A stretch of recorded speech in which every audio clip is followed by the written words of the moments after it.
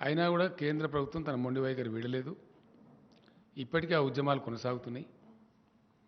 వాటిని ఏదో రకంగా మసిబూసి మారేడుగా చేసే ప్రయత్నం జరుగుతుంది తప్ప ఒక స్పష్టత లేదు, సమాధానం లేదు. ఈ దేశంలో అందరికీ తెలిసిన విషయం. ఇప్పుడు ఏమైపోయింది, గట్టిగా నిలదీస్తే దేశద్రోహి. టీఆర్ఎస్ పార్టీ రాష్ట్రపతి ఎన్నికల్లో పోటీ చేసినప్పుడు దేశద్రోహి కాదు,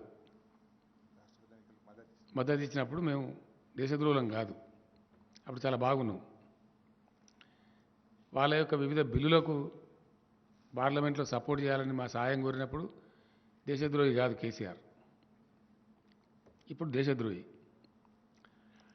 అంటే ఎవ్వరు గట్టిగా మాట్లాడి నిజాలు బయటపెట్టి ప్రజల పక్షాన్ని అడిగితే ప్రశ్నిస్తే వాళ్ళు దేశద్రోహులు. అంటే బీజేపీ దేశంలో దేశద్రోహులను తయారు చేసే ఫ్యాక్టరీ ఏమన్నా? గట్టిగా ఎవరు మాట్లాడితే వాడు దేశద్రోహి తెల్లార వరకే. ఇది బీజేపీ స్టైలు, చాలా స్పష్టంగా కనపడతా ఉంది కదా.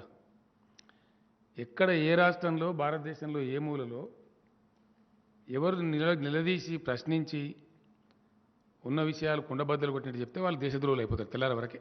ఒక స్టాంపు, వీళ్ళు 2-3 రకాల స్టాంపులు తయారు చేసి పెట్టుకున్నారు. ఒకటి దేశద్రోహి స్టాంపు, రెండవది అర్బన్ నక్సలైట్ స్టాంపు, ఇంకోటి ఇంకా గట్టిగా మాట్లాడితే అర్బన్ నక్సలైట్. చూస్తున్నాం కదా దేశంలో జరుగుతున్నాయి పరంపరగా గత 7 ఏళ్ల నుంచి.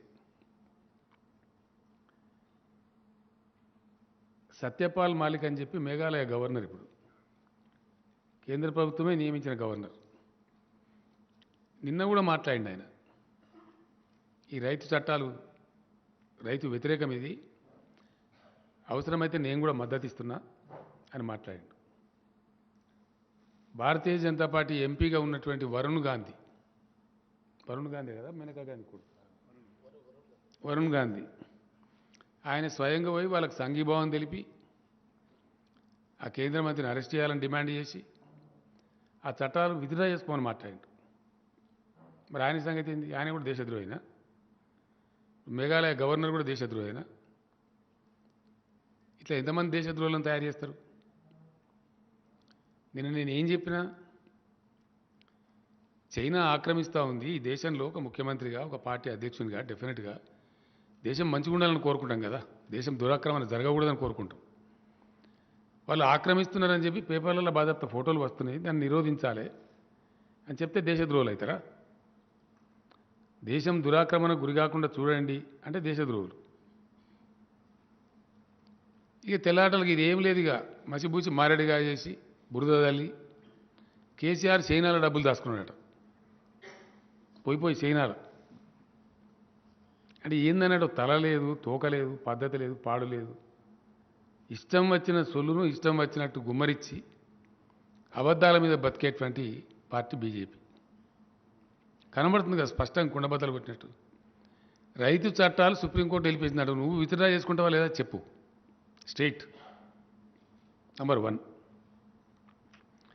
రెండవది, నేను మళ్ళీ డిమాండ్ చేస్తా ఉన్నా, ధాన్యం ఎంత కొంటావో చెప్పు. పంజాబ్లో పూర్తి స్థాయి ధాన్యం సేకరిస్తున్నారు, తెలంగాణలో సేకరిస్తారా లేదా? స్టేట్ క్వశ్చన్, అది చెప్పు. ఇది తర్వాత అన్నీ మాట్లాడదాం. ఇది తెలంగాణ వడ్లను కేంద్రం కొంటదా కొనదా? ఇది తింపి గోల్మాల్ దింపి ఇటు దింపి ఆడ దింపి చెప్పుడు కాదు.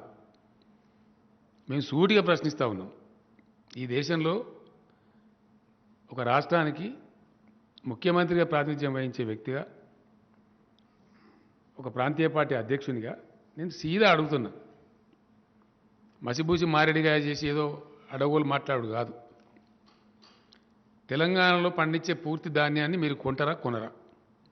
సీదా ముచ్చట సమాధానం కావాలి. సమాధానం చెప్పేదాకా వదిలిపెట్టాం బీజేపీని, కేంద్ర ప్రభుత్వాన్ని కూడా వదిలిపెట్టాం.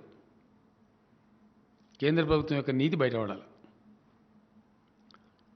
డెఫినెట్గా ప్రజల కోసం ఉద్యమించిన వ్యక్తిగా, ప్రజల కోసం ఒక రాష్ట్రాన్ని సాధించిన వ్యక్తిగా, దేశంలో ఏ మూలలైనా సరే ప్రజలు బాగుండాలని కోరుకుంటాం. మేము ప్రజలు చెడిపోవాలని కోరుకోం, అది మా నైజం.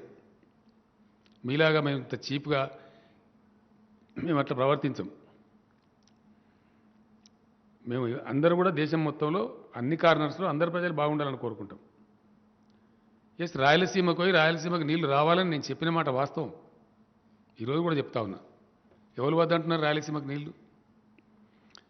నేను చెప్పింది ఏంది అక్కడ? బాజాప్తా చెప్పిన, బేజాప్తా చెప్పలే. ఇవాళ కూడా చెప్తా ఉన్నా. అక్కడ పోయి చెప్పడం కాదు, ఇక్కడికి కూడా ఆంధ్రప్రదేశ్ ముఖ్యమంత్రి జగన్మోహన్ రెడ్డి గారిని, వాళ్ళ మొత్తం అధికారులను అందరిని పిలిపించి ఒక బాధ్యత కలిగిన వ్యక్తిగా, ఈ దేశంలో ఒక ముఖ్యమైన వ్యక్తిగా చాలా స్పష్టంగా చెప్పిన నేను. కృష్ణా నదిలో నీళ్లు లేవు, గోదావరిలో ఉన్నాయి. మేము తెచ్చుకున్నాం, గోదావరి నుంచి తెచ్చుకుంటున్నాము. మీరు కూడా అక్కడి నుంచి తెచ్చుకోండి, మీకు మేము సహకరిస్తామని చెప్పినాం. బేసిన్లు బేసిజాలు అడ్డం పెట్టాము, మీకు సహకరిస్తాము. రాయలసీమ కరువు ప్రాంతము, వాళ్ళకి నీళ్లు రావాలి తప్పకుండా, అది న్యాయం. మీరు తెచ్చుకోండి, మేము అవుట్రైట్ సపోర్ట్ చేస్తామని చెప్పినాం. ఎందుకంటే అంటే ఆ అంటే కేంద్రం గడికోసారి ఏ పార్టీ ఉన్నా రాజకీయాలు అవసరమైనప్పుడల్లా ఒక డ్రామా చేస్తారు. ఏమి డ్రామా చేస్తారు? కృష్ణా, గోదావరి, కావేరి నదుల అనుసంధానం. తమిళనాడులో ఎన్నికలు మోపుగానే, కర్ణాటకలో ఎన్నికలు మోపుగానే ఇది ఒక రెటరిక్. కేంద్రాన్ని పరిపాలించే పార్టీలకు బాగా పరిపాటి అయిపోయింది ఇది ఒకటి. ఎప్పుడు చూసినా ఇప్పుడు ఎక్కడ పోయింది? ఇప్పుడు లేదు చూడండి. మొన్నటిదాకా తమిళనాడు ఎన్నికలు ఉండే, మీరందరూ చూసినారు, మీరే విన్నరు. మీరు రోజు పొద్దున్నగానే పత్రికలు చూస్తారు. మీరు కావేరీ నదుల అనుసంధానం, కావేరీ జల అని మాట్లాడతారు. తమిళనాడు ఎన్నికలు అయిపోయినాయి, ఇక కావేరీ లేదు, మను లేదు. మళ్ళీ ఇప్పుడు కొత్త దుకాణం స్టార్ట్ చేశారు. ఏ రోజుకైనా సరే మన తెలుగు రాష్ట్రాలకు, రెండు తెలుగు రాష్ట్రాలకు ఈ ప్రమాదం ఉంటుంది. దబన నీళ్ళు ఎక్కువ తీసుకపోయినా మంచిదే, కానీ రెండు రాష్ట్రాల అవసరాలు సంపూర్ణంగా తీరిన తర్వాత, రెండు తెలుగు రాష్ట్రాల్లో ఉన్నటువంటి కరువు ప్రాంతాలన్నిటికీ నీళ్ళు వచ్చిన తర్వాత మిగిలితే ఒకవేళ బయటికి తీసుకుపోవచ్చు, దేశానికి సంబంధించింది కాబట్టి మాకు అభ్యంతరం లేదని చెప్పినాం. దాన్ని కూడా వక్రీకరించి నేనాడ పోయి చేపల పులుసు తిన్నాని, చేపల పులుసు బాధపడితే తింటాం, ఎందుకు తిన్నాం నాకు అర్థం కాదు.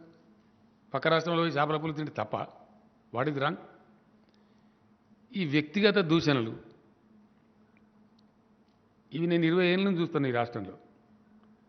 ఈ కిరికిరిగాళ్ళు, సబ్జెక్ట్ లేనోళ్ళు, విషయం లేనోళ్ళు, మాట్లాడే శక్తి లేనోళ్ళు, అడిగిన ప్రశ్నకు సమాధానం చెప్పే స్థాయి లేనోళ్ళు ఇమీడియట్గా మీద పడు బడగాల్చి మీదేయాలి. ఇదేనా పద్ధతి? ఇది నేను అడిగింది ఏంది, నువ్వు చెప్పింది ఏంది? మేము డిమాండ్ చేసింది ఏంటండి? తెలంగాణలో పండే వరి ధాన్యాన్ని కేంద్రం కొంటదా కొనదా? నువ్వు వరి పండించమని బాధ్యతారహితంగా చెప్పిన మాట నిజం కాదా? యాసంగిలో వడ్లు పండించండి, మెడల వంచి కొనిపిస్తామని అన్నమాట వాస్తవమా కాదా? ఇప్పుడు దాని నుంచి పారిపోయినావా? Answer it first. నీ గురువులు సంస్కారం నేర్పినావు కదా, నీకు సంస్కారం అంతరం అయితే సింపుల్గా చెప్పు కదా. నేనేమి ఉర్దూలో, ఇంగ్లీష్లో నీకు అర్థం కాని భాషలు అడుగుతలేను కదా. నీకు అర్థమయ్యే భాషలోనే స్పష్టంగా కుండ బద్దలు కొట్టినట్టు అడుగుతున్నాను నేను. 67 లక్షల ఎకరాల వరి చూపిస్తావా అంటున్నావు దా. 6 హెలికాప్టర్లు పెడతావు, ఒకటి కాదు 6 హెలికాప్టర్స్ పెడతావు. నువ్వురా, నీ కేంద్ర ప్రభుత్వం తీసుకురా, నీ మంత్రిని తీసుకురా, నీ అధికారులు రండి. లేని పంటను ఉన్నట్టు చూపెడతామా? అట్ట సాధ్యం అవుతుందా? జరుగుతుందా?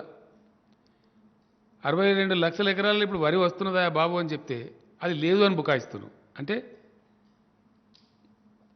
దాన్ని ఏమైనా అర్థం చేసుకోవాలా? మీరు మోసగాళ్ళు, మీరు కొనరు, నేపాల్ చెప్తారు, తప్పించుకోవడానికి మార్గాలు వెతుకుతారని అర్థం చేసుకోవాల్సింది తప్ప ఓ మాట చెప్పచ్చు కదా, ఎంత పండితే అంత కొంటామని. ఎందుకు చెప్తలేరు? చక్కగా చెప్పచ్చు కదా. ఇప్పుడు వచ్చేది కాక ఇంకా యాసంగిలో కూడా పంట ఏమన్నా మొగనివి కదా నువ్వు. మరి ఎక్కడవా? ఒకటే దెబ్బకు తెల్లారి వరకనే పోయిందా? వచ్చినా ఢిల్లీకి వెళ్ళి నీకు ఢిల్లీకి వెళ్ళి మంత్రులు ఫోన్ చేసి నువ్వు ఎట్లా మాట్లాడినావు, నువ్వు పిచ్చోనివి, మమ్మల్ని కన్సల్ట్ చేయకుండా మాట్లాడినావని చెప్పి యాడ్ నుంచి వచ్చినాయి.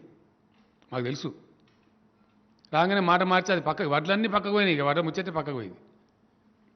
బీజేపీలో మహాపండితులు ఉంటారు కదా, వాళ్ళు నీకు ఏం చెప్పినాడు, నువ్వు వడ్లు తప్ప ఇంకా అన్ని మాట్లాడు, కేసీఆర్కు స్టాంప్ వేసేయి దేశద్రోహి అని. తెలంగాణ ఉద్యమంలో నువ్వు ఎక్కడ, నువ్వు కేసీఆర్ అంటాడు ఈయన. అసలు నువ్వెక్కడ, నువ్వు నాకు అర్థం కాదు. నువ్వెక్కడ కనబడ్డావు తెలంగాణ ఉద్యమంలో? తెలంగాణ కోసం బిల్లు పెట్టినప్పుడు నువ్వు ఓటేయలేదు అంటాడు. ఇంతకన్నా మూర్ఖత్వం ఇంకేమైనా ఉంటుందా? ఎక్కడ తెలంగాణ, ఏం కథ? ఇప్పుడు మోబాయి నువ్వు నిన్నయాల తెలంగాణ ఉద్యమం చేసినా నీ ఊసెక్కడిది, నీ అడ్రస్ ఎక్కడిది, అసలు నువ్వు ఎవరికి తెలిసి రాష్ట్రంలో గుడ్డు ఎక్కడిది, గుడ్డు కూడా లేదు, గుడ్డచ్చి పిల్లలకి దాని సామెత కలవది. అసలు నీ పత్తనం లేదు కదా, నువ్వు ఎవరో తెలియదు, ఈ దేశానికి తెలియదు, ఈ రాష్ట్రానికి తెలియదు. నిన్నెలా వచ్చి నేను ఏదో చెంగడ బింగడ దుంకుతా అంటే నడవదు. నేను అందుకే నిన్న మీకు కూడా చెప్పిన కదా, నేనే మాట్లాడతా డైరెక్ట్, ఇప్పుడు మధ్యలో ఇంకా పిలిఫరేజ్ లేకుండా వీళ్ళ కథ తేల్చేదాకా నేనే డైరెక్ట్గా మాట్లాడతా ప్రతిరోజు. వదిలిపెడతాం అనుకుంటారు, వదిలిపెట్టాను, క్వశ్చనే లేదు. ఎవ్రీడే ఉంటుంది కేసీఆర్ ప్రెస్ కాన్ఫరెన్స్, అడుగు అడుగున ఉంటుంది. ఎస్, ఈ రాష్ట్రం మీద పడి తోడేళ్ల మంద మీద పడేట్టు పడి ఆగం దింపుతామంటే గ్యారెంటీ చేస్తామంటే నడవని ఇయ్యం. ఎట్లా నడవనిస్తామండి? మేము కాపలాదారులం. తెలంగాణకు నువ్వు ఏం చేసినావో చెప్పుంటాడు ఈ మగోడు. సామెత ఉన్న తెలంగాణలో హనుమంతుని గుడి లేని ఊరు లేదు, టీఆర్ఎస్ ప్రభుత్వ సంక్షేమ కార్యక్రమం అందని ఇల్లు లేదు అని. ఎస్, ఏదో సంక్షేమ కార్యక్రమం ప్రతి ఇంటికి చేరుతూ ఉంది. అది బియ్యం కావచ్చు, పెన్షన్ కావచ్చు, కేసీఆర్ కిట్ కావచ్చు, కళ్యాణ లక్ష్మి కావచ్చు, రైతు బంధు కావచ్చు, రైతు బీమా కావచ్చు, ఉచిత కరెంటు కావచ్చు, మిషన్ భగీరథ మంచినీళ్ళు కావచ్చు. నీ ఇంటికి కూడా వస్తున్నాయి కదా మిషన్ భగీరథ మంచినీళ్ళు. మిషన్ భగీరథ మంచినీళ్ళు అందని ఇల్లున్నదా తెలంగాణలో? అది సంక్షేమ పథకం కాదా? ఇంకోటి సిగ్గుమాలిన మాటలు ఏంటంటే బాధ కలిగేది, దేశాన్ని నడిపి కేంద్రాన్ని పాలించేటువంటి ప్రభుత్వం యొక్క పార్టీ అధ్యక్షుడు నిస్సిగ్గుగా కనీసం ఏమనుకుంటారు నవ్విపోదురు కాక నాకేం సిగ్గు అన్నట్టుగా గొర్రె పైసలు మేమే ఇచ్చినాం, ఇచ్చినావా? నువ్వు ఇచ్చినావా? రుజువు చేస్తావా? గొర్రెల పైసల నీది ఏ కాన ఉన్నా నేను ముఖ్యమంత్రి పదవికి 1 నిమిషంలో రాజీనామా చేస్తా. నేషనల్ కోఆపరేటివ్ బ్యాంక్ అని ఒకటి ఉంటుందండి, ఎన్సిడిసి అంటారు దాన్ని. దాని నుంచి మేము అప్పుగా తీసుకున్నాం గొర్రెల పథకానికి, వడ్డీతో సహా తిరిగి కడుతున్నాం. దాన్ని నువ్వు ఇచ్చిందేమో తోక, నాకు అర్థం కాదు. ఇన్ని అబద్ధాలు చెప్తారా? ఇంత గోల్మాలు ఉంటుందా? ఇంత అన్యాయం ఉంటుందా? ఇంకోటి ఏంటంటే మరి నీ బీజేపీ పాలితే ఒక్క రాష్ట్రంలో ఎందుకు తెలియదు? ఇంతకని ఇక గొప్ప పథకం ఉండాలి కదా. మీ పార్టీ పాలసీ అంత గొప్పదైతే బీజేపీ పాలిత రాష్ట్రాలలో ఒక్క రాష్ట్రంలో మీరు 2000 పెన్షన్ ఇస్తున్నారా? ఎందుకు ఇవ్వరు? ఒక్క రాష్ట్రంలో షాదీ ముబారక్ కానీ కళ్యాణ లక్ష్మి కానీ పథకం ఉందా మీరు పరిపాలించే రాష్ట్రాలలో? ఎందుకు లేదు? అంటే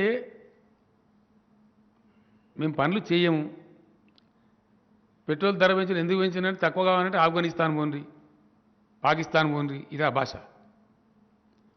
పెట్రోల్ ధరలు ఎందుకు పెంచుతారా అని చెప్పి ప్రజలు ఇంకోలో అడిగితే తగ్గాలంటే వాళ్ళు మీరు అటు పోండి.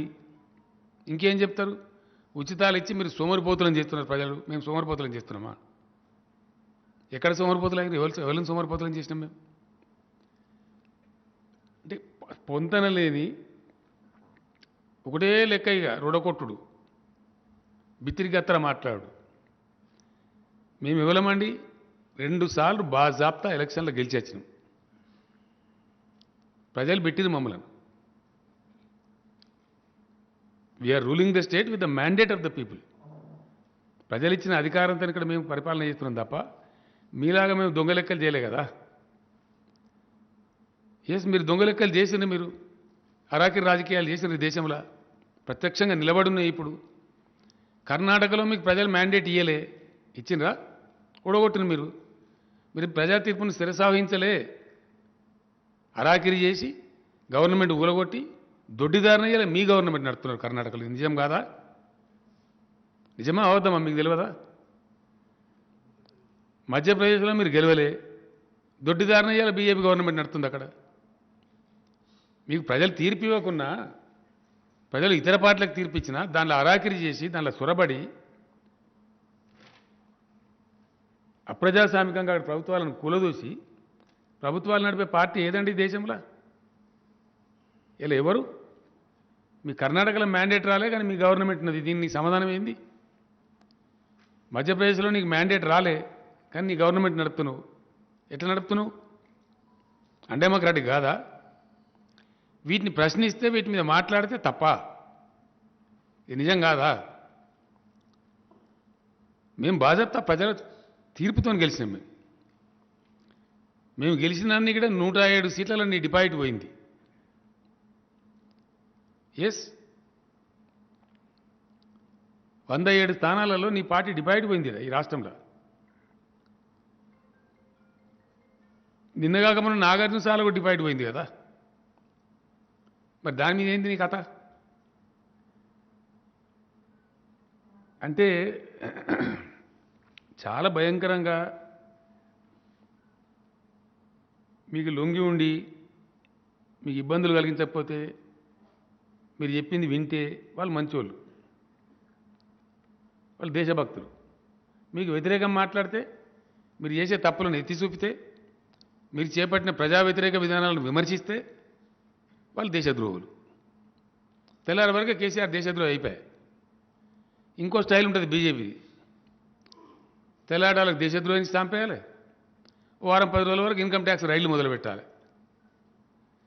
ఈడీతో రైళ్లు చేయించడం, ఇన్కమ్ ట్యాక్స్ రైళ్లు చేయించడం, ఇదే కదా మీ స్టైల్ దేశంలో. ఎవరు మాట్లాడితే వాళ్ళ మీద అన్యాయంగా కేసులు పెట్టడం. ఇక్కడ పిట్ట బెదిరింపులకు భయపడే వాళ్ళు ఎవరు లేరు.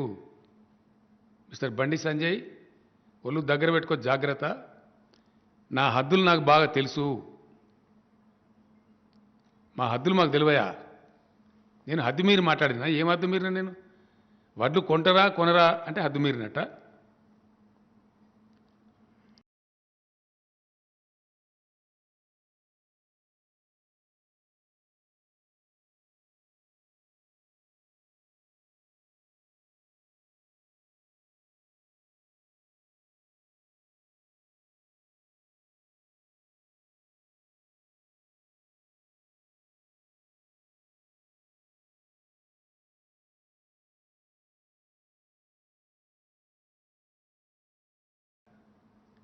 మీరు ప్రజలను తప్పుదారి పట్టించినరా లేదా? మిస్లీడ్ చేసినరా లేదా? అది మాట్లాడడం, అది చెప్పేది లేదు. అవన్నీ వేడి చేసి నువ్వు ఫామ్ హౌస్లో అన్నావా ఇదా? అది నా నియోజకవర్గం, నా వ్యవసాయ క్షేత్రం. ఇప్పటికి 10 సార్లు చెప్పిన నేను. రెండవది ఇంకోటి, ఎక్స్పైర్ అయిన మెడిసిన్ లాగా నువ్వు దళిత ముఖ్యమంత్రిని చేస్తా అని చేయలేదు కదా. నేను వాస్తవం కదా, అది చేయలేదు. దాని తర్వాత ఎన్నికలకు పోయినాం, మళ్ళీ గెలిచినాం కదా మేము.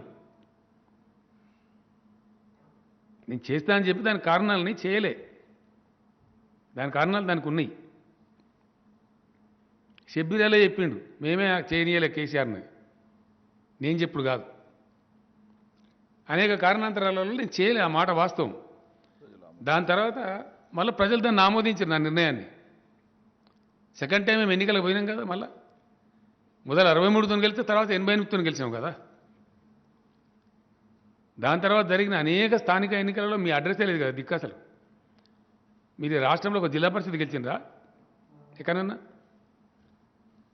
మీకున్న కౌన్సిలర్లు ఎన్ని? మీకున్న కథ ఎంత? అసలు 142 మున్సిపాలిటీలలో 136 మున్సిపాలిటీలు టీఆర్ఎస్, 32 జిల్లా పరిషత్తులు టీఆర్ఎస్,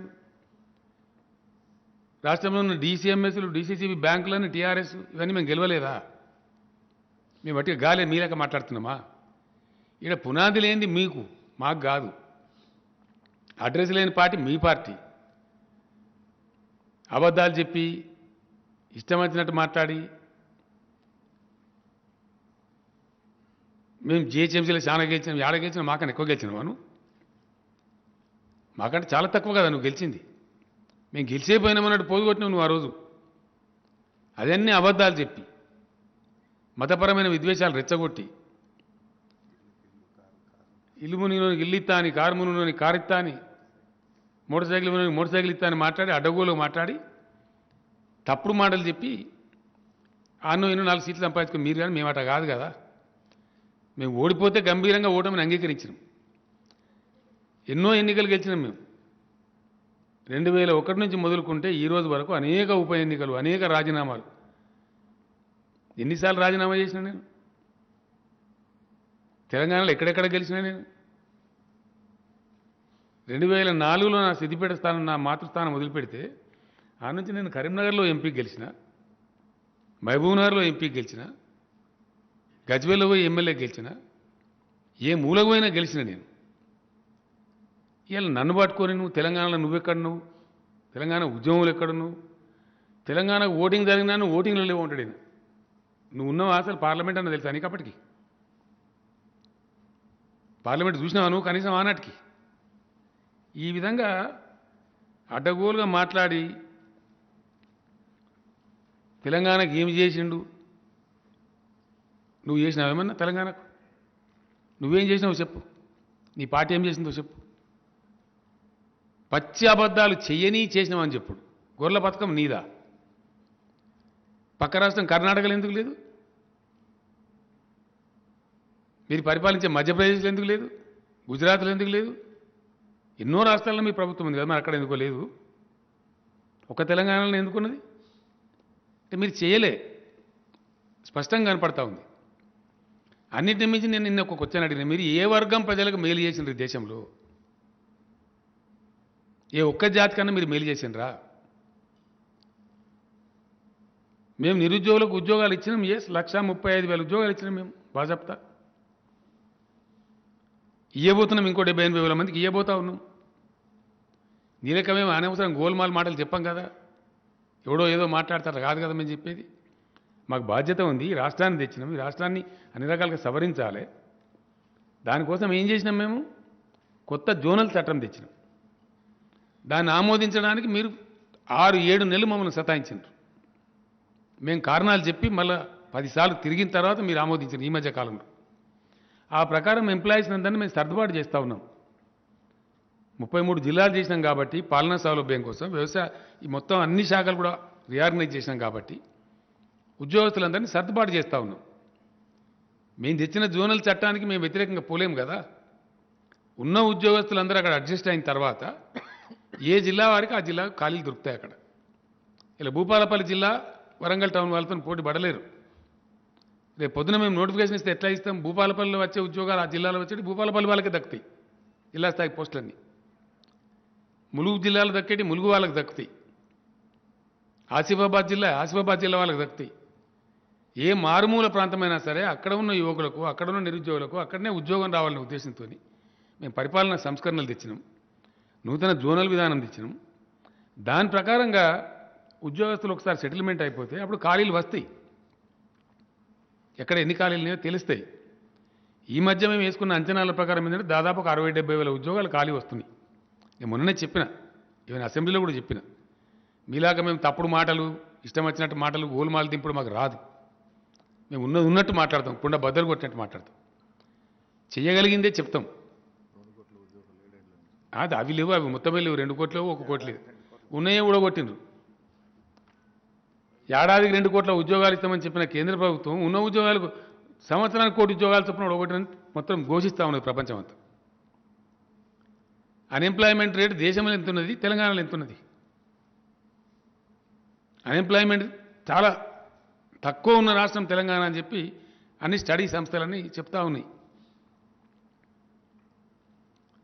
మీరు అబద్ధాలు మాట్లాడతారు, మీరు మసిబూసి మారేడుగా చేస్తారు, మందిని గోల్మాల్ చేస్తారు, వ్యక్తిగతమైన నిందారోపణలు చేస్తారు. మేము చేయం కదా పని, మేము అట్లా చేస్తలేం కదా. అద్దులు మీరు నువ్వు మాట్లాడుతున్నావు, తెలంగాణ కేసీఆర్ ఏం చేసిండు, ఇది joke of the millennium, foolish question ఇది. తెలంగాణకు నేనేం చేసినానని నీ కేంద్ర మంత్రులు చెప్పారు కదా పార్లమెంట్ సాక్షిగా. టీఆర్ఎస్ గవర్నమెంట్ ఏం చేసింది, ఏం సాధించింది మేం చెప్పుకోలే కదా, డబ్బా కొట్టుకోలే కదా. మీ గజేంద్ర సింగ్ షెకావతే చెప్పిండు పార్లమెంట్ సాక్షిగా.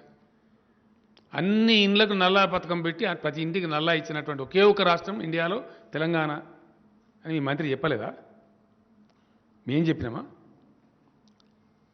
బెస్ట్ కంట్రిబ్యూటింగ్ స్టేట్స్ 2-3 రాష్ట్రాలలో ఒకటి ఇవాళ తెలంగాణ నిలిచింది, కొత్త రాష్ట్రం అయినప్పటికీ ఆర్బీఐ గవర్నర్ చెప్పలేదా? మేం చెప్తామా? ఇవన్నీ వాస్తవాలు కావా? తెలంగాణ సాధించిన పురోగతి మీ బీజేపీ పరిపాలనలో ఉన్న ఒక్క రాష్ట్రం అన్న సాధించిందా? స్ట్రైట్ క్వశ్చన్, దమ్ముంటే చెప్పు ఏ రాష్ట్రం సాధించింది? ఎకానమిక్ గ్రోత్లో కానీ, ఉద్యోగ కల్పనలో కానీ, సంక్షేమ కల్పనలో కానీ, వ్యవసాయ ఉత్పత్తులు పెంచడంలో కానీ, లా అండ్ ఆర్డర్ మెయింటైన్ చేయడంలో కానీ అద్భుతంగా ఉంది కదా తెలంగాణ. దీన్ని చూసి పక్క వాళ్ళు ఈర్చేవాడే పరిస్థితిలో ఉంది కదా. ఇది వాస్తవం కదా. ఈ వాస్తవాలన్నీ పక్కకు పెట్టి ఇష్టం వచ్చినట్టు మాట్లాడతారు. ఎన్నిసార్లు మేము విసిరి కొట్టినాం రాజీనామాలకు మేము భయపడతామా? పదవులకు మేము భయపడతామా? ఒక విచిత్రమైన కథ జరిగిందండి, మీరందరూ సాక్ష్యమే దానికి. తెలంగాణ ఉద్యమం జరిగే క్రమంలో ఒక టైంలో కేంద్ర ప్రభుత్వం ఇచ్చినట్టు ప్రకటన చేసి మళ్ళా వెనకపోతే మొత్తం తెలంగాణ ఎమ్మెల్యేలు రాజీనామా చేద్దామని జేఏసీ ప్రతిపాదించింది. అప్పుడు మొత్తం టీఆర్ఎస్ ఎమ్మెల్యేలు ఒక నిమిషం లోపల రాజీనామా చేసినాం. రాజీనామా చేస్తే ఇద్దరు ఎమ్మెల్యేలు ఉండే అప్పుడు బీజేపీకి ఇద్దరో ముగ్గురు, ఎండేల లక్ష్మీనారాయణ గారు అని ఒక ఆయన, కిషన్ రెడ్డి గారు అని ఇంకొక ఆయన. ఆ లక్ష్మీనారాయణ గారు రాజీనామా చేసిండు, కిషన్ రెడ్డి ఏమో పారిపోయిండు. నాకు మర్చిపోయిన నేను ఈయన పారిపోయిన సంగతి ఉద్యమం స్పీడ్లో. నిజామాబాద్ ఉప ఎన్నికకు పోయినాం. అప్పుడు డి శ్రీనివాస్ అక్కడ పోటీ చేస్తూ ఉంటే ఈ ఎండల లక్ష్మీనారాయణ బీజేపీ నుంచి గెలిపించడానికి, ఎందుకంటే ఉద్యమం పేరుతో రాజీనామా చేసిండు కాబట్టి నేను గెలిపించాలని నేనే పోయినా ప్రచారానికి. పోయి నేను మాట్లాడుతున్నా చాలా ఆవేశంలో, తెలంగాణ ఉద్యమం స్టైల్లో అప్పుడు మాట్లాడుతున్నాను. మాట్లాడుకుంటే నేను ఒక మాట అన్నా, జేఏసీ పిలిపించి మొత్తం రాజీనామా చేయాలని కోరితే కొందరు దద్దమ్మలు పారిపోయినరు అనుకోకుండా కిషన్ రెడ్డి నా పక్కకున్నాడు జీబులో. కిందికి వెళ్ళి 2-3 పిల్లలు అంటారు, ఒక దద్దమ్మ నీ పక్కకే ఉన్నది సార్. మేము ఆ దద్దమ్మలం. పదవులను ఇట్లా కాగితాలు చిత్తు కాగితాలలాగా ఇచ్చినాం, ఇసురు కొట్టినాం. రాజీనామాలు ఎన్నిసార్లు చేసినాం, పుంఖాలు. ఒక్క రాజీనామా కాదు, అనేక రాజీనామాలు శరపరంపర. ఉద్యమంలో రంబ్లింగ్స్ క్రియేట్ చేయడానికి ప్రజాస్వామ్య పందాలు, పోరాట పందాలు, హింసకు తావివ్వకుండా, విధ్వంసాలకు పాల్పడకుండా ఒక మంచి పద్ధతిలో ప్రపంచ ఉద్యమాలకే ఒక పాఠం నేర్పినటువంటి, గుణపాఠం నేర్పినటువంటి గొప్ప ఉద్యమ చరిత్ర తెలంగాణ ఉద్యమానికి ఉన్నది. అందువల్లనే మేము అంత లాంగ్ స్టాండింగ్ పోరాటాన్ని నిలిపి రాష్ట్రాన్ని సాధించుకున్న రాష్ట్రాన్ని ప్రజలు మా చేతిలో పెడితే 7 ఏళ్ల నుంచి అద్భుతంగా ముందుకు తీసుకొని పోతున్నాం. ఆర్థిక ప్రగతిలో కానీ, ఆర్థిక పటిష్టత్వంలో కానీ, సంక్షేమం ఇవ్వడంలో కానీ, ప్రజలను ఆదుకోవడంలో కానీ అనేక కార్యక్రమాలు, దిక్కు దివాణాలు శాంతి ఆడంతప్పుడు లిస్ట్ ఉన్నది, మేము చెప్పుకుంటూ పోతే అన్నీ మీకు తెలుసు, మీ అనుభవంలో ఉన్నాయి. ఎక్కడ లేదండి ఇండియా మొత్తంలో కరోనా వస్తే ప్రైవేటు పాఠశాలల సిబ్బందిని కూడా ఆదుకున్న ఒకే ఒక్క రాష్ట్రం తెలంగాణ. మీరు ఎక్కడన్నా ఆదుకున్నారా ఈ మొత్తం కంట్రీలా? ఇది నిజం కాదా, అబద్ధమా? ఇదే కర్ణాటకలో పోయి వాళ్ళు అడిగితే లాఠీ చార్జ్ చేసి పంపించారు అక్కడ ఉన్నటువంటి ముఖ్యమంత్రి గారు అప్పుడు యడ్యూరప్ప గారు. కొట్టి పంపించారు వాళ్ళని. తెలంగాణలో ఇస్తున్నారా అండి మాకు ఇవ్వండి అనేది ఇయ్యలే. ఒక్క రాష్ట్రంలో కూడా ఇయ్యలే. కూలీలను వాళ్ళ కర్మానికి మీరు వదిలేస్తే స్వతంత్ర పోరాటం తర్వాత జరిగినటువంటి అతిపెద్ద ట్రాజెడీ, అనేక వేల మంది చచ్చిపోయారు పాపం. కరోనా వచ్చి అతలాకుతలమై గందరగోళం ఏర్పడితే మీరు వాళ్ళ కర్మానికి వదిలేసిన, కనీసం రైళ్లు పెట్టలే ఫ్రీగా. మేము దగ్గర 160 స్పెషల్ ట్రైన్స్ ఏర్పాటు చేసి వాళ్ళ కిరాయిలు మేము భరించి, మీరు మా వికాస ప్రతినిధులు, మా అభివృద్ధి భాగస్వాములని వాళ్ళని కడుపులో పెట్టుకొని వాళ్ళకి అన్నం పెట్టి, వాళ్ళకి మంచినీళ్ళ బాటలు ఇచ్చి 500 రూట్లు జేబులో పెట్టి రైలు ఎక్కించి పంపించిన మా డీజీపీ, మా చీఫ్ సెక్రటరీ పోయి రైల్వే స్టేషన్లలో మీరు మళ్ళీ రావాలి తెలంగాణకు, మళ్ళీ పనిచేయాలి కరోనా అయిపోయాక అని వాళ్ళని గౌరవించి పంపించింది మేము. ఎవరిది సంస్కారం, మీదా మాదా? ఇవన్నీ నిజాలు కావా? ఇది జరిగిన చరిత్ర కాదా? బీహార్ కూలీలు, ఉత్తరప్రదేశ్ కూలీలు, బెంగాల్ కూలీలు కేసీఆర్ జిందాబాద్, టీఆర్ఎస్ జిందాబాద్ అని కూడా పోయిన రైళ్ళల్లో ఆ రోజు.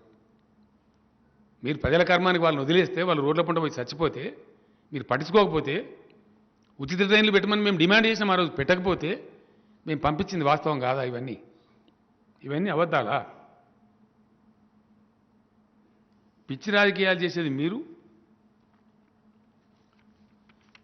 నేను స్ట్రేట్గా అడుగుతా, ఇవన్నీ బంద్ చేసి దేశ ప్రజల మీద భారం వెయ్యొద్దు అని బీజేపీకి ప్రేమ ఉంటే, మీరు అబద్ధాలు చెప్పి పెంచినటువంటి సెస్ డీజిల్ మీద, పెట్రోల్ మీద మీరు పూర్తిగా విత్డ్రా చేసుకోమని మేము కోరుతున్నాం. చేసుకుంటారా, చేసుకోరా? విత్డ్రా చేసుకుంటే సేమ్ పాత రేట్లకే 77 రూపాయలకే పెట్రోల్ వస్తుంది, 68 రూపాయలకే డీజిల్ వస్తుంది. మీరు ఇవ్వడానికి సిద్ధంగా ఉన్నారా లేరా? మీ పాలసీ ఏంది? Make it straight. అదేవిధంగా మీరు 16 సార్లు పెంచిండ్రు. మేము పెంచలే, నిన్న చెప్పిన మళ్ళీ ఇవాళ చెప్తున్నా. విడివిడి వసూలు ఉండే 31 రూపీస్ ప్లస్ 2.5 రూపీస్ అట్లా విడివిడి వసూలు ఉంటే దాన్ని రేషనలైజ్ చేసి ఒకటి చేసినాం తప్ప, రెండు రకాలుగా వసూలు చేయడం చేసినాం తప్ప 2015లో మేము పెంచలే. నాడు పెంచలే, నేడు పెంచలే, మేము ఏనాడు పెంచలే. అది కూడా మీరు పచ్చవద్దని చెప్తారు మేము పెంచినామని. It was rationalisation, administrative adjustment అది. కానీ మేము పెంచినామని అబద్ధం చెప్తారు. మీరే తగ్గించచ్చుగా, మీకు ప్రజల మీద అంత ప్రేమ, రాష్ట్రాల మీద పడి ఏడవడం ఎందుకు నాకు అర్థం కాదు. మీరు అనవసరంగా విధించినటువంటి, అకారణంగా విధించినటువంటి సెస్సును నేను ఇంకో ప్రశ్న అడిగిన, పెంచితే ట్యాక్స్ రూపంలో పెంచి రాష్ట్రాలకు బాటాలు ఇవ్వాలి, కానీ రాష్ట్రాల బాటా ఎగ్గొట్టింది మీరు కాదా? వాస్తవం కాదా అది? మరి దాని మీద మాట్లాడవేంది, సమాధానం చెప్పవేంది? కరోనా సమయంలో రాష్ట్రాలు ఇబ్బందులలో ఉంటే, ఆర్థికంగా ఇబ్బంది పడితే మేము డిమాండ్ చేసినాం, ఇయ్యలే. హెలికాప్టర్ మనీ ఇచ్చి ఆదుకోవాలని కోరినాం, ముందుకు రాలే.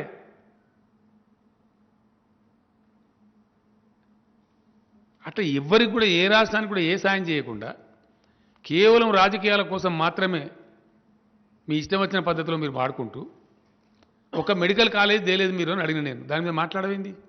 ఎందుకు తేలేకపోయినారు?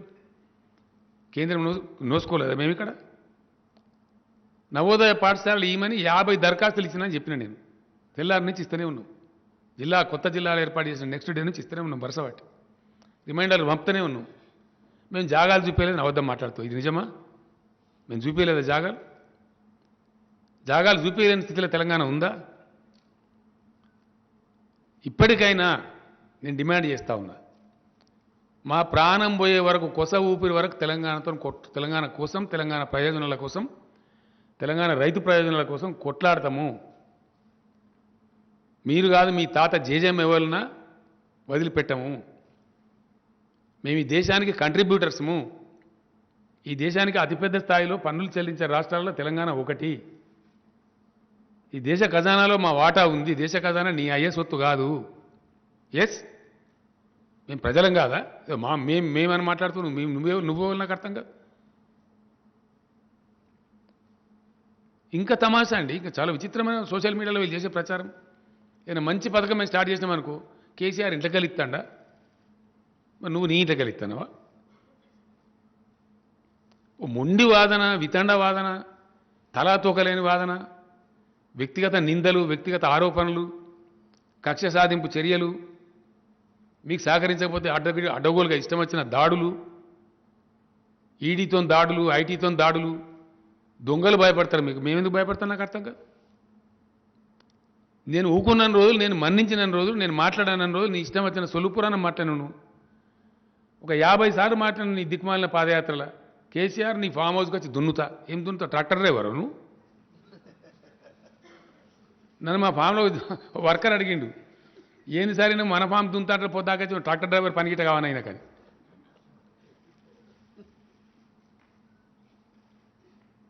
ఇప్పుడు నా ఫామ్ హౌస్ అని దాచిపెడతానికి ఏమైనా అగ్గిపెట్టాను అనంటే నాకు అర్థం కాదు.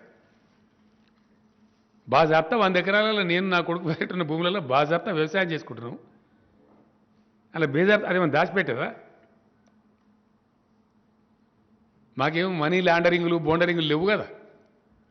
మాకేం కంపెనీలు లేవు, దందాలు లేవు, మాకేం బిజినెస్లు లేవు, దొంగ వ్యాపారాలు లేవు, మాకేమి లేవు.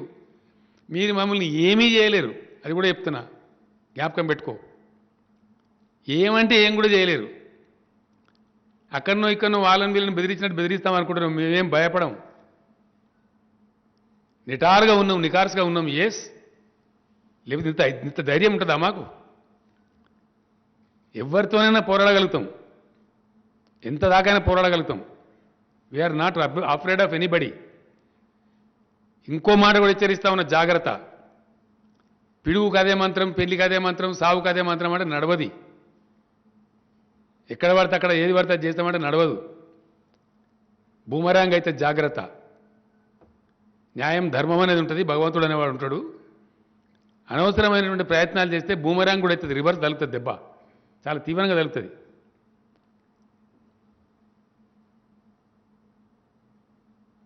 నేను పోయి సూట్ కేజీలు ఇచ్చినాను. సూట్ కేజీలు ఇచ్చేది మీరు, ఇలా దేశంలో అతి ఎక్కువ డబ్బులు ఖర్చు పెట్టే పార్టీ ఏదండి ఎలక్షన్లలో? అతి ఎక్కువ డబ్బులు ఖర్చు పెట్టే పార్టీ ఏది? ఈ దేశంలో పిచ్చోని అడిగినా చెప్తారు. ఇప్పుడు అరాకిరి చేసేది మీరు, అప్రజాస్వామిక వ్యవహారం చేసేది మీరు. మీకు మ్యాండేట్ రాకపోయినా సరే దిక్కుమాలిన దందా చేసి ఆడ ప్రభుత్వాలు పడగొట్టి ప్రభుత్వాలను తీసుకునేది మీరు. నేను 2014లో ఇంకో దిక్కుమాలిన వాదన, పనికి మాలిన వాదన, పసలేని వాదన,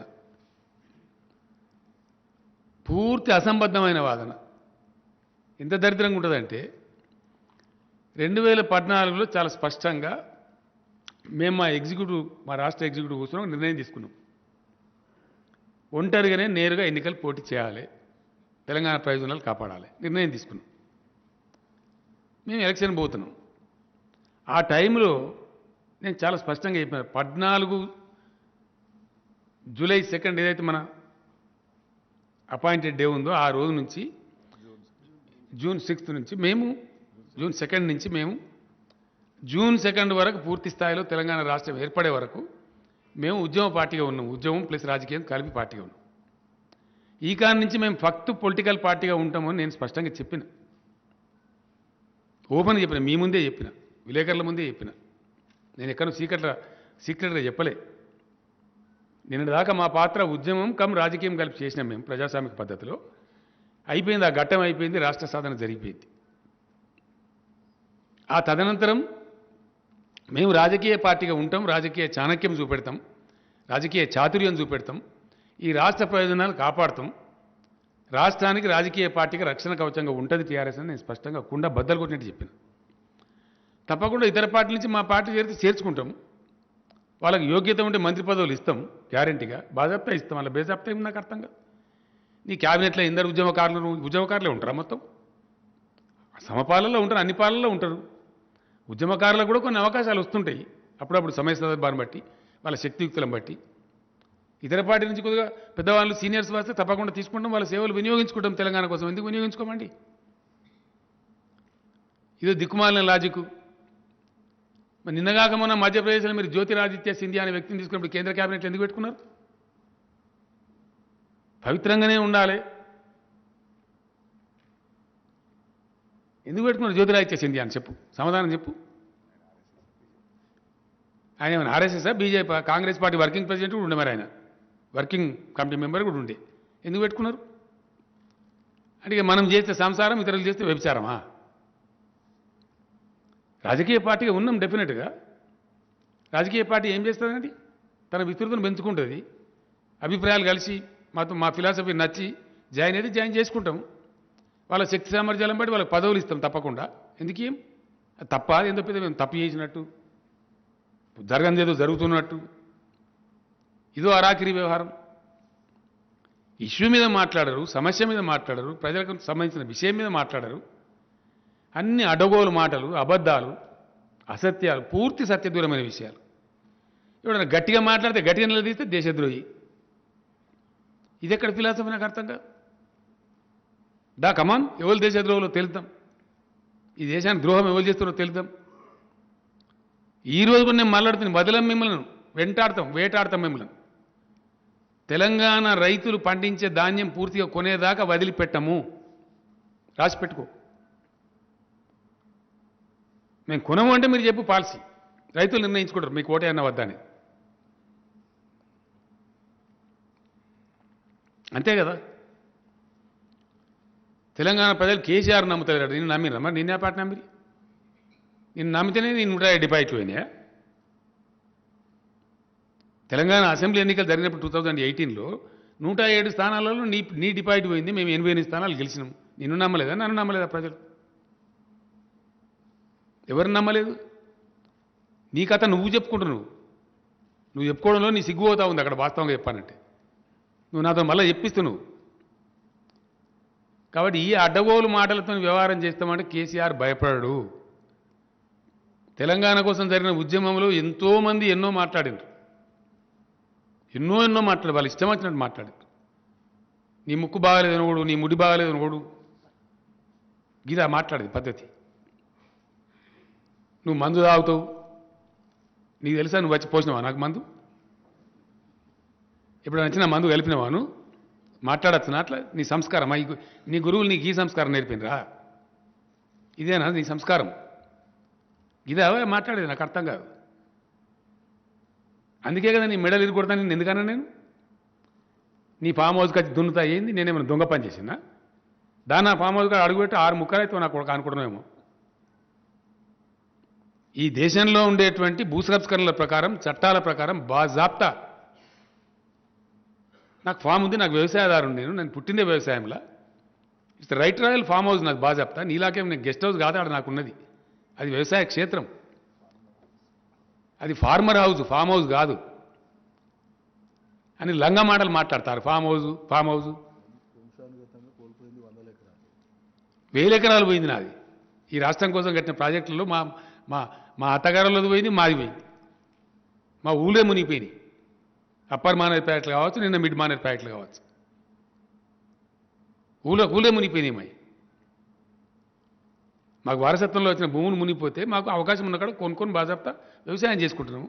మీరందరూ కూడా వచ్చినారు, నేను మిమ్మల్ని అందరినీ భోజనం పెట్టిన అక్కడ. నా ఫామ్ హౌస్ మీరు చూసిన విలేకరులు అందరూ నేను దాచిపెట్టుకున్నాను. అది మీరందరూ వచ్చి నా ఫామ్లో కూరగాయలు తీసుకున్నారు ఆ రోజు. నేను ఆహ్వానించి మిమ్మల్ని లంచ్కి రమ్మని చెప్పి. నిజం కాదా ఇది? వాస్తవం కాదా? మీరు కూడా దయచేసి నేను ఏమంటే మరి ఎవరు ఏది చెప్తే అది రాసుడు కాదు.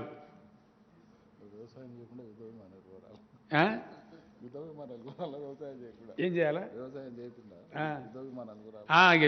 రఫేల్ విమానాలు కూడా కమిషన్లు తీసుకోవాలి. వ్యవసాయం చేయకపోతే ఏం చేయాలి? మేము వ్యవసాయం చేసుకొని బతుకుతున్నాం. తప్పవా? అదేందో మేము తప్పు చేసినట్టు.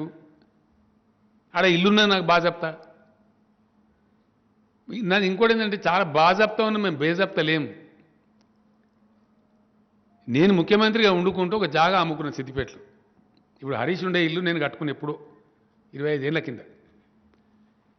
ఆ ఇల్లును ఒక ఆయనకి ఇచ్చిన, ఆయన నాకు జాగా ఇచ్చిండు. రాజీవ్ రహదారి బైపాస్ రోడ్డుకు వచ్చింది. అప్పుడు దానికి వాల్యూ లేకుండే. ఈ మధ్యకాలంలో అమ్ముకుంటే నాకు 16-17 కోట్ల రూపాయలు వచ్చినాయి. వస్తే ఏం చేసింది తెలుసా? నేను ఇప్పుడు నేను ఏదైతే ఫామ్ ఉందో నాకు అక్కడ ఫామ్లో నా ఇల్లు ఉందో, పాత ఇల్లు ఉలగొట్టి అక్కడ 2.5 కోట్లు పెట్టి ఇల్లు కట్టుకున్నా. మిగిలిన డబ్బుకు బాజాప్తా 3,70,00,000 రూపాయలు ఇన్కమ్ ట్యాక్స్ పే చేసిన నేను. ఎస్, మేము దొంగ లెక్కల మీద బతకడం కాదు, బాజాప్తా బతుకుతాం. మేము బేజాప్తా బతకం. మాకు అక్కర లేదు దొంగ సొమ్ము. అందుకే మేము ఎవరికి భయపడం. నువ్వేం తాటాకు సప్పులు నువ్వు నీ అద్దులు నా అద్దులు నువ్వు నిర్ణయించడానికి నాకు అర్థం కాదు. నేను మళ్ళా చెప్తున్న టీఆర్ఎస్ పార్టీకి, కేసీఆర్కు మాకెవ్వడు బాసు లేడు.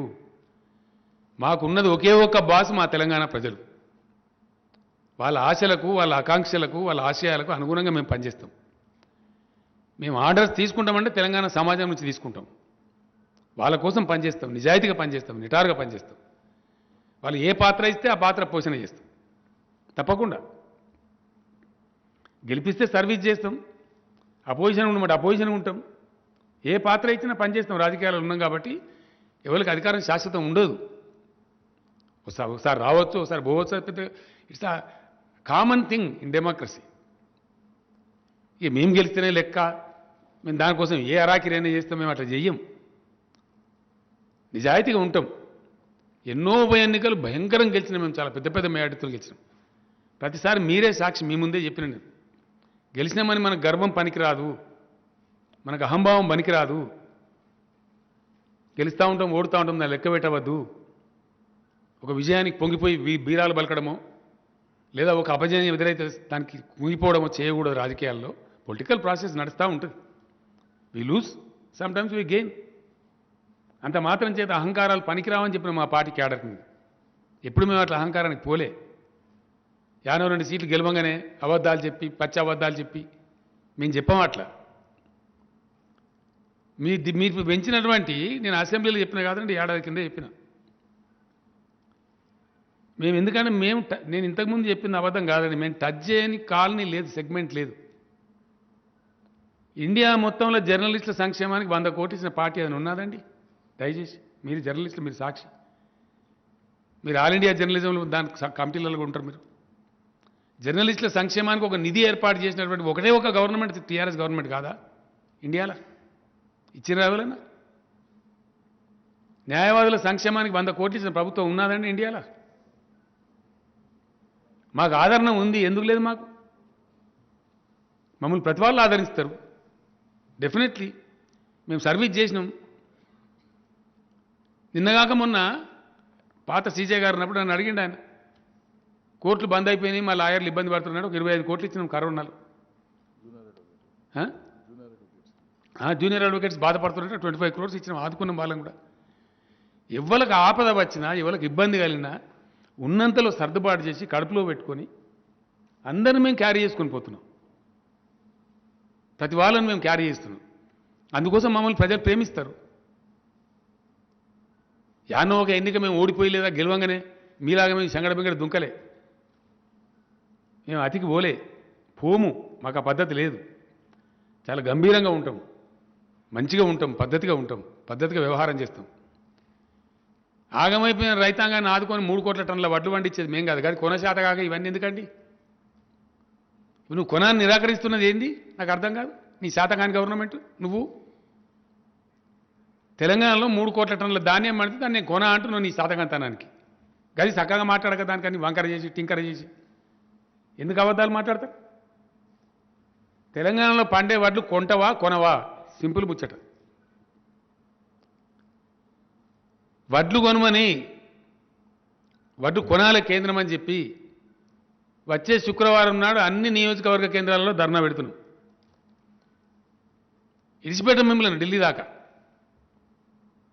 అన్ని నియోజకవర్గ కేంద్రాల్లో కేంద్ర ప్రభుత్వాన్ని డిమాండ్ చేస్తూ తెలంగాణ రైతులు పండించిన పంట కొనాలని చెప్పి వేలాది మంది లక్షలాది మంది రైతులతోని ధర్నాలు చేయబోతున్నాము. మాటలు మాట్లాడేదో చెప్పి తుతుంబాలు చెప్పి ఊకోం. ఈసారి తేలాలిగా. కొంటవా కొనవా అది ఇడిచిపెట్టిండు. వడ్లు పోయినాయి. ఇక మనం బీరాల వాళ్ళకి మెడలు వస్తా తొడలు కొడతా అని మాట్లాడిండు. నేను ఢిల్లీకి వెళ్ళి అంటిండ్రు, ఇక వడ్లు ఇడిచిపెట్టు, కేసీఆర్ దేశద్రోహిని పెట్టు. కేసీఆర్ దేశద్రోహ? యాడ దేశద్రోహం చేసిండు? దేశం బార్డర్ మీదే చైనా వాడు గుంజుకుంటుండ్రు అబ్బాయి, దానికి ఆపాడరు అని చెప్పినాం. తప్పవా? చైనా వాడు మన భూభాగం గుంజుకోవద్దు అని నేను. Is it wrong? మన భూభాగం మనకే ఉండాలన్నాడు దేశద్రోహ? ఇదెక్కడ ఫిలాసఫీ అండి? ఇదేం దిక్కుమాలిన ఆర్గ్యుమెంట్? నాకు అర్థం కాదు.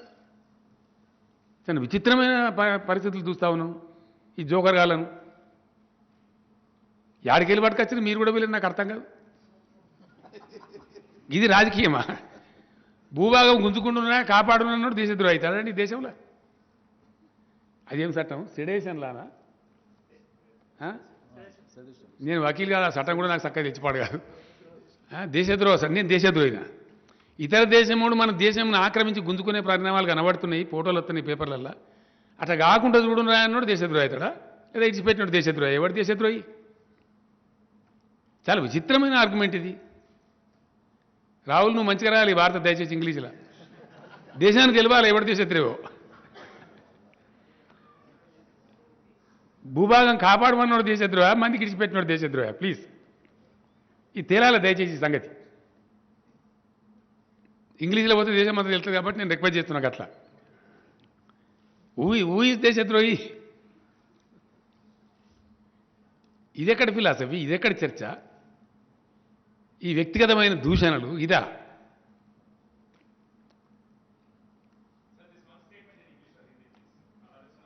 అది చెప్తాం, డెఫినెట్గా చెప్తాం. నాకు ఎక్కువ తక్కువ రాదు కానీ వచ్చిన కాడికి చెప్తా. I'm not that proficient, but I will certainly tell. See, we're not afraid of anybody. చెప్పిన నేను వీళ్ళకి కూడా చెప్పిన, వీళ్ళ పెద్ద మంత్రులకు కూడా చెప్పిన, मैं आंदोलनकारी आदमी हूं, मैं किसी से नहीं डरता हूं. నేను ఎవరితో కొట్లాడినండి? 2001 నేను బయలుదేరినాడు కారు చీకటి. ఈ బోకరగాళ్ళ లెక్క జోకరగాళ్ళ లెక్క కొట్లాడినాను నేను. నాకున్న పదవులు ఇసిరి కొట్టేసి ఇంకో 20 ఏళ్ళు ఉంటాను ప్రగల్భాలు పలికిన చంద్రబాబు నాయుడుతోని. 4 ఏళ్ళు పూర్తి మెజార్టీతో ఆయన స్టేట్ గవర్నమెంట్ ఉంటుంది, ఆయన శాసించే ఎన్డీఏ ఉంటుంది అక్కడ. పర్వతాన్ని ఢీకొట్టిన పద్ధతిలో ఉద్యమాన్ని స్టార్ట్ చేసిన పిడికెడు మందితో నేను. నన్నా మీరు మాట్లాడేది? కేసీఆర్ మీద నన్ను నువ్వు మాట్లాడేది? నీలాంటి ఎంపీలు ఎంతని చేసినా నేను నాకు అర్థం కాదు. నువ్వు తోకగానివి.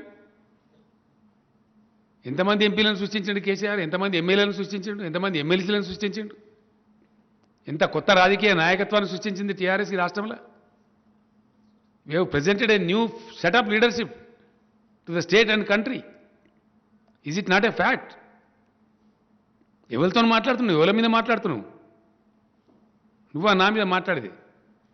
నేను ఒక రాష్ట్ర సృష్టికర్తను, ఒక పార్టీ సృష్టికర్తను, ఒక జెండా సృష్టికర్తను. ఇది వాస్తవం కాదా? దాని తర్వాత ఎన్ని పథకాలు తెచ్చినాం మేము ఈ దేశంలో. ఎన్నడూ ఊహించని పథకాలు, ఎవడు అనుకోని పథకాలు, ఎవడు కళ్ళ కూడా ఎక్స్పెక్ట్ చేయనటువంటి సంక్షేమం ఉన్నదా? రైతు బీమా ఎక్కడన్నా ఈ భారతదేశంలో ఇచ్చిన మగవాడు ఎవడు ఉన్నాడా? ఇది ఫ్యాక్ట్ కాదా? మిషన్ భగీరథ లాంటి స్కీమ్ కల్పన ఉందా మీకు? 65-70 వేల టీఎంసీలలో 30 వేల టీఎంసీలు వాడతలేదు దేశం. ఇంకో 40 వేల టీఎంసీలు సముద్రం పాలవుతుంటే సన్నాసుల్లా కూర్చున్నది మీరు. దేశానికి మంచినీళ్ళు దిక్కులేవు, సాగునీళ్ళు దిక్కులేవు. దేశంలో వాటర్ వార్స్ ప్రేక్షక పాత్ర వహిస్తున్నది మీరు, మేమా? దయచేసి నేను జర్నలిస్ట్ మిత్రులను కూడా కోరుతా ఉన్నా, మీరు చైతన్యం గలవాళ్ళు.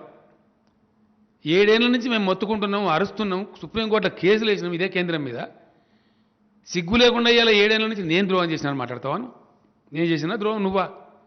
నువ్వు ట్రిబ్యునల్కి రిఫర్ చేయమంటే నీకు శాతం అయితే లేదు. ఎందుకు 7 ఏళ్ల నుంచి నీ ప్రభుత్వం పాడగాను? 7 ఏళ్ళ టైం చాలదా ట్రిబ్యునల్ రిఫర్ చేయడానికి? తెలంగాణకు నీళ్ళు వద్దా? నీళ్ళు కావన్నా వద్దా? What is preventing you? కొత్త రాష్ట్రం ఏర్పడితే దానికి న్యాయపరంగా నీళ్లు రావాలి, గింత వాటా. నువ్వు ట్రిబ్యునల్కి ఏ బామంటే ఏమైందా? నాకు అర్థం కాదు. నీ కింద పెట్టుకొని ఎవరు ఆపుతున్నారు నిన్ను? ఎవరు ఆగబడుతున్నా? నేను కేసీఆర్ ఆగబడుతున్నాడా? ఢిల్లీకి పోయినప్పుడల్లా మేము దరఖాస్తు ఇస్తున్నాం కదా. అపెక్స్ కౌన్సిల్ మీటింగ్ ఎందుకు పోయినా నీకు తెలుసా? అసలు నీకు పరిజ్ఞానం ఉందా?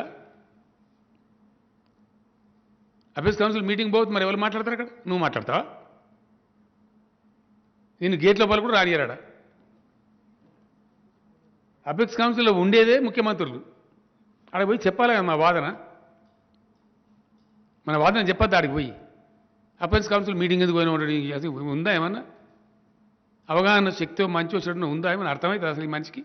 పరిపాలన ఎట్లా జరుగుతుందో తెలుస్తుందా? కనీసం పరిపాలన పరిజ్ఞానం ఉందా నీకు? ఏం జరుగుతుందంటే రాష్ట్రం ఏర్పడ్డది, ఎవరి వాళ్ళకి అయిపోయింది. కానీ తాత్కాలికంగా నడవాలి కదా. ట్రిబ్యునల్ తీర్పు వచ్చి నీళ్ళు కేటాయింపు జరిగేదాకా తాత్కాలికంగా ఉన్న అరేంజ్మెంట్ మీద నడవాలి. ఇక కరెంటు కానీ నీళ్లు కానీ ఏవైతే అత్యవసర సర్వీసులు ఉంటే నడవాలి. ఆ టైంలో హరీష్ రావు గారు మంత్రి ఉన్నాడు. అప్పుడు పిలిస్తే మీటింగ్ పొమ్మని చెప్పిన నేనే. ఏంది అంటే ఇప్పటికిప్పుడు ఏం రాలేదు కాబట్టి, తీర్పు ఫైనల్ కాలేదు కాబట్టి, ఈ నిమిషానికి ఉన్నది 299 టీఎంసీలు తెలంగాణ కేటాయింపు ఉంది, మిగిలింది ఆంధ్ర కేటాయింపు ఉంది. ఒక అంచనా ప్రకారంగా యాజ్ ఎ టెంపరీ మెజర్ దాన్ని రాసినది స్పష్టంగా. అడహాక్ అరేంజ్మెంట్ కింద ఇప్పుడు ఉన్న ఆల్రెడీ నిర్ణయమై ఉన్న వాటాలు ఎవరి వాళ్ళు వాడుకోండి, సర్దుకోండి అని చెప్పారు. ట్రిబ్యునల్ తీర్పు వచ్చేదాకా అని చెప్పారు. దాని మీద నువ్వు ఎందుకు సంతకం పెట్టినా నీకేం తెలుసా? అసలు పరిపాలనా వ్యవహారం ఎట్లా జరుగుతుంది నీకు పరిజ్ఞానం ఉందా? జ్ఞానం లేకుండా ఇష్టం వచ్చినట్టు అదెందుకు సంతకం పెట్టినావు, ఇదెందుకు సంతకం పెట్టినావు, సంతకం పెట్టకపోతే ఇంటమంటారు. రాష్ట్రం జరగద్దా? ప్రజలకు నీళ్ళు రావద్దా? కరెంటు రావద్దా? నేనేమంటున్నా అంటే రాష్ట్ర బీజేపీ నాయకులకు సిగ్గు ఎగ్గు కూడా లేదు. 7 మండలాలు గుంజుకున్నాడు, మీరు ఎక్కడ పడుకున్నారు? తెలంగాణకు శాశ్వత అన్యాయం ఈ ప్రధానమంత్రి చేసిండు. సీలేరు ప్రాజెక్టు గుంజి ఆంధ్రాకి ఇవ్వడం ద్వారా. ఆనాడు మీరు ఎక్కడ పండుకున్నారు? శాశ్వతమైన ద్రోహం కాదా తెలంగాణకు? అది మీకు సాధగాలే, మీరు నోరు తెరవలే. కానీ నేను తెరిచిన ఆ రోజు మోడీ గారు అడిగింది నన్ను ఫాసిస్తాను నువ్వు అని. ఎస్ అన్న సార్ అని చెప్పిన. నా కడుపు మండింది అన్న. సీలేరు ప్రాజెక్టు గుంజుకొని ఇచ్చినాడు, your A fascist prime minister అని చెప్పి నేను ఢిల్లీలో బాజాప్తా పేపర్లలో వచ్చి నన్ను అడిగింది ఆయన. నువ్వు నన్ను ఫాసిస్ట్ అన్నావు కేసీఆర్ అంటే అన్న నేను తప్పకుండా. మా రాష్ట్రం యొక్క హక్కును గుంజుకున్నావు కాబట్టి, మమ్మల్ని ఒక మాట అడగలేదు కాబట్టి, కనీసం మాకు సంప్రదించకుండా 7 మండలాలు గుంజి ఇచ్చినావు కాబట్టి నా కడుపు మండి అన్న అని చెప్పిన తప్ప. నిజం కాదా? ఇది వాస్తవం కాదా? ఇట్లా అనేక అన్యాయాలు తెలంగాణకు చేసింది మీరు. ఒక జాతీయ ప్రాజెక్ట్ ఇయ్యింది మీరు. బీఆర్జీఎఫ్ 450 కోట్లు ఎగబెట్టింది మీరు. చట్ట ప్రకారం ఉన్నటువంటి నవోదయ పాఠశాల ఇయ్యంది మీరు. తెలంగాణకు ఒక మెడికల్ కాలేజీ ఇయ్యంది మీరు. తెలంగాణ మీద పక్షపాత వైఖరి వహిస్తున్నది మీరు. అన్ని రకాలుగా తెలంగాణకు ద్రోహం చేసేది మీరు. నేను మళ్ళీ చెప్పిన, నిన్న కూడా చెప్పిన, మళ్ళీ చెప్తున్నా, కొత్తగా ఏర్పడ్డ రాష్ట్రం కదా, సర్దుబాటు కావాలి, కొంచెం స్టాండ్ కావాలి, రాష్ట్రం నిలదొక్కుకోవాలి. కేంద్రంతో ఎందుకు ఘర్షణ వైఖరి ఎందుకు ఉండాలని చెప్పి మేము కొంత సర్దుబాటు ధోరణిగా పోయినాం. దాన్ని అలుసుగా తీసుకొని అడ్డదిడ్డంగా పోయి ఇష్టం వచ్చినట్టు మాట్లాడతాం, ఇష్టం వచ్చినట్టు చేస్తాం, ఇష్టం వచ్చిన అబద్ధాలు చెప్తాం. వదిలిపెట్టాం, మిమ్మల్ని వదిలిపెట్టనే పెట్టం. ప్రతి విషయంలో తప్పకుండా వెంటాడతాం, వేటాడతాం, ఎక్స్పోజ్ చేస్తాం. ఎక్కడి దాకా అయినా పోతాం. కేసీఆర్ ఎక్కడికి పోనా నువ్వు చెప్తావా? నేను ఫెడరల్ ఫ్రంట్ అని ఇంట్లో వండుకున్నానా? నేను నీకు కావన్నా ఫెడరల్ ఫ్రంట్ అర్జెంటుగా? అర్జెంట్ కావన్నా అయింది. ఇట్లా అడ్డదిడ్డంగా మాట్లాడి అబద్ధాలు మాట్లాడి రైతులకు ఇంకో మాట చెప్తాను నేను. ఇప్పుడు ఈ ఈ ఈ వ్యక్తి ఎవరైతే మాట్లాడిండో, మెడలు వంచుతా తొడలు వంచుతా మాట్లాడిండో, ఈయనకి మెడ మీద తలకాయ లేదని తెలిసిపోయింది. ఇవాళకి సమాధానం రాలే. తెలంగాణ రైతుల పక్షాన, తెలంగాణ ప్రజల పక్షాన, తెలంగాణ ముఖ్యమంత్రిగా నేను స్ట్రేట్ క్వశ్చన్ అడిగిన, వడ్లు తీసుకుంటారా తీసుకోరా? అది తప్పించింది, అయిపోయింది. తప్పించింది కదా. ఇప్పుడు పోరాటం చేయాలి, మేము ధర్నా కూర్చుంటాం. శుక్రవారం నన్ను కూర్చుంటావా మాతోని? తెలంగాణ రైతుల పక్షాన ఇక చూడు, మేము కొట్లాడతాం. ఎట్లా వెంటాడతామో చూడు, కొనేదాకా ఎట్లా బురికిపిస్తామో చూడు, లేదా మిమ్మల్ని ఎట్లా ఎక్స్పోజ్ చేస్తామో చూడు. కొట్లాడతావాను? ఇవాళ నేను చెప్తున్న రైతులకు మళ్ళీ చెప్తున్నా, దయచేసి వరి వేయకండి. వీళ్ళని నమ్మితే మనం శంకరగిరి మాన్యాలు పడతాము. అయిపోయింది, వీళ్ళ కథ తెలిసిపోయింది. వీళ్ళని గిట్ట నమ్ముకుంటే కుక్కతో ఒకరిని పట్టుకొని గోదావరి ఈదినట్టే. ఈ అరాకిరిగాలు వట్టిగా లూజ్ టంగ్ మాట్లాడతారు తప్ప వీళ్ళకి బాధ్యత లేదు. వీళ్ళ మాట ఢిల్లీలో వీళ్ళని దేకెటోళ్ళు లేడు అసలు. ఇంత పెద్ద దేశం నడుపుతున్న పార్టీ కాదనండి, తేవచ్చు కదా. నిన్న నేను మాట్లాడినా, కఠినంగా మాట్లాడినా. అరే మా సీఎం ఇట్లా మాట్లాడుతుండే, మరి ఏదో ఒకటి చెప్పు, తీసుకుంటావా తీసుకొని అడగచ్చు కదా మంత్రిని ఫోన్ చేసి. ఇవాళ ప్రెస్ కాన్ఫరెన్స్ పెట్టే ముందు జ్ఞానం ఉండాలి కదా, ఇంగితం, కనీస పరిజ్ఞానం ఉండాలి కదా. నేను నిన్ననే చెప్పిన కదా, మళ్ళీ కూడా రేపు మాట్లాడతానని చెప్పి, మళ్ళీ రేపు కూడా మాట్లాడతానని చెప్తున్నా. మీకు రేపటి నుంచి లంచ్ కూడా ఏర్పాటు చేస్తానండి. పర్మనెంట్గా ఈయన్నే మంచిగా. అది ఇవ్వని సంగతి ఏందో తేలాలి కదా. ఇది కథ గమ్మతున్నది. ఇష్టం వచ్చింది మాట్లాడతామ్మా, ఇష్టం వచ్చిన సొలు పురాణం అంటే ఏమన్నట్టు? ఏమన్నట్టు అండి ఇది? ఇవ్వలు పడతారు, నాకు అర్థం కాదు. మేము చెప్పుకుంటూ పోతా ఉంటామంటే ఇన్ని రోజులు భరించినాం, మేము క్షమించినామని చెప్పినాను నేను నిన్న. పెద్దరికంగా ఏనుగు పోతుంటే కుక్కలు మరుగుతాయని చెప్పి క్షమించినాం. మళ్ళీ కూడా చెప్తున్నాను నేను, ఏనుగు పోయినప్పుడు మొరిగే కుక్కల స్థాయికి మిమ్మల్ని అనుకొని గట్ల పిచ్చోళ్ళగా మాట్లాడితే మనం పెద్దరికం ఉందామని చెప్పి పట్టించుకోలే. Your left it your fate. Still అట్లే మేము అట్లే మరుగుతామంటే మీకు తగిన బుద్ధి చెప్తాం. ఇక 100% చెప్తాం. వదిలిపెట్టే ప్రశ్నే లేదు.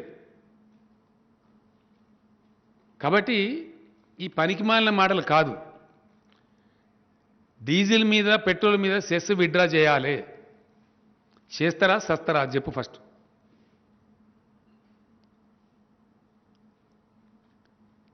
మేము నేషనల్ హైవే మంజూరు చేసి, నేషనల్ హైవే మంజూరు చేసి ఏం చేస్తావు? గడ్డికి వస్తావా? కేంద్ర ప్రభుత్వం ఎందుకున్నావు? కేంద్ర ప్రభుత్వం ఎందుకు ఉంటుందంటే దేశానికి? నాకు అర్థం కాదు. ఇప్పుడు ఫస్ట్ టైం కేంద్ర ప్రభుత్వం ఉన్నాడు దేశంలో. ఇంతకుముందు కేంద్ర ప్రభుత్వాలు లేవు, చేయలేదా? ఇట్లే చెప్పారు ఈ పాలతూ లెక్క. నాకు అర్థం కాదు. ఈ దేశంలో కట్టిన ఎయిర్పోర్ట్లన్నీ, ఈ దేశంలో చేసిన నేషనల్ హైవేస్ అన్ని, దేశంలో చేసిన రైల్వేస్ అన్ని వాళ్ళకి ఇట్లే మాట్లాడింది. నాకు ఇంత చిల్లరగా ఇట్నే కట్టినారండి? ఇంత చీప్గా మాట్లాడతారా?